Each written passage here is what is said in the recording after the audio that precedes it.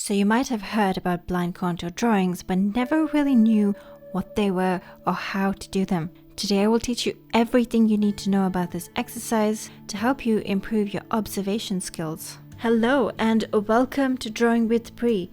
On this channel we cover tips on how to draw better. Put your non-dominant hand on the table as a reference. We are going to draw it and look at it carefully. We're going to start doing a blind contour drawing of your hand. Focus your eyes along a point on your hand's contour that approximates an edge. Imagine that your pencil is touching your hand instead of your paper. Place your pencil on your paper accordingly. Once you are convinced that your pencil is touching your hand, start to move your pencil slowly along the paper. Fight the impulse to look down at your drawing. Avoid breaking the unique line of communication between your eyes and your pencil. Let them work together in unison. Don't worry about what's going on your paper. Just keep going. Observe the wrinkles, lines, folds that make your hand unique.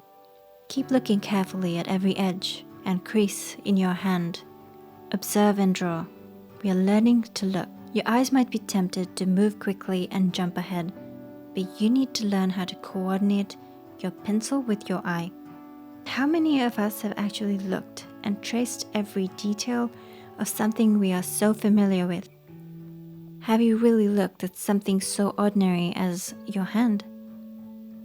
What did you notice today? Have you looked at your own hand like that before, with so much inquisitiveness? My guess is that you probably have not, and you have learned so much from this experience. Keep observing and drawing. Don't break that connection of your eyes and your hands. For our next exercise, we're going to have the ability to look down at our paper while doing a modified contour drawing. You can look at your paper 10% of the time, but keep the rest of the time for observing your subject. You can look at your paper whenever you start a new line, but keep drawing intuitively. So I have sped up the video because of shrinking attention spans, but take your time when you try it. I urge you to go as slow as you can because we are trying to look at everyday objects with curiosity like you have never seen it before. Imagine that you're an alien who's just landed on Earth and seen a shoe for the first time. What is that experience going to be like? Draw it like you have never ever looked at your shoe before. With these exercises, we try to build hand-eye coordination. Resist the urge to let your hand work ahead of your eyes.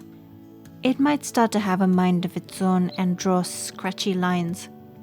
If you notice that happening, slow down and focus on connecting your hand and eye. Keep them moving together as you trace the line of your contour of your shoe. Look down only when you need to start a new line. When you peek down at your drawing, are you thinking, "Ugh, this looks ugly"? That's okay, it's not meant to be perfect. We are observing and learning to see. When we draw without looking down on our paper, we get the chance to slip into what's called a pure drawing mode. This means that we get to shut off the critical and over-analytical side of our brain. If you struggle with obsessive thoughts about how bad your drawings are, this exercise is for you.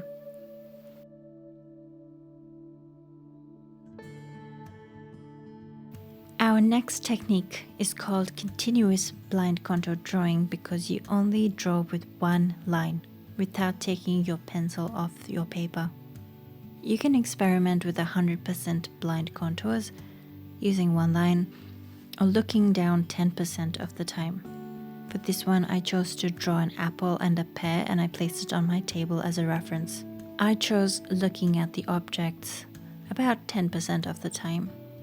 As always, I started by drawing the obvious edges of the outer forms of the fruit and then drawing the textures that I observed on the fruit. When you draw, you need to keep your hand moving but stay focused on what you see. Keep looking and building your hand-eye coordination. If you happen to stop and break your line connection, take a quick look at your paper, place your hand back where it stopped, and resume drawing and tracing the contours of your fruit. Try to maintain working with one long line and keeping your hand flowing no matter what. While observing, you might notice certain textures, shadows, highlights. Keep flowing between all the little things that you observe and draw them. Our minds tend to simplify things, so we don't really get a chance to look at them properly in our day-to-day lives. This exercise gives you a chance to pay attention and look with precision. Attempt these exercises as many times as you can. My observations grew as I practiced them over and over again. I encourage you to do the same. Take your time. Don't be too impatient. There is no point of trying to finish one contour study.